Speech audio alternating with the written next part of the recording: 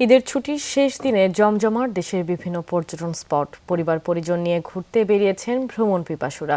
কক্সবাজার সমুদ্র সৈকতের সুগন্ধা, লাবণী, কলাতলী সহ প্রতিটি পয়েন্ট পর্যটকদের পদচারণায় মুখর হয়ে উঠেছে। হিমছড়িতেও ঘুরতে যাচ্ছেন অনেকে। এখন ঘরেই হবে বিয়ে বাড়ির পোলাও, যদি থাকে আকিজ এসেনশিয়াল সুগন্ধি চিনি গুঁড়া চাল।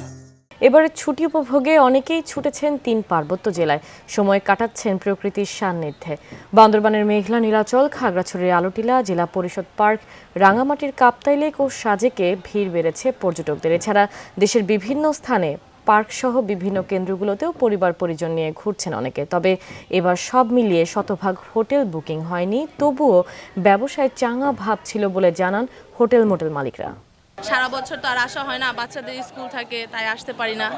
এই ঈদের ছুটিতেই আসি, কিন্তু এই ঈদের ছুটিতে আসলে সব জিনিসের দাম বেশি। আজকে এখানে বসে বসে সেই শৈশবকালে ফিরে গেছি এবং খুব আনন্দ লাগতেছে। হোটেল ভাড়া বেশি তো অনেক অনেক বেশি, আগের তুলনায় অনেক বেশি।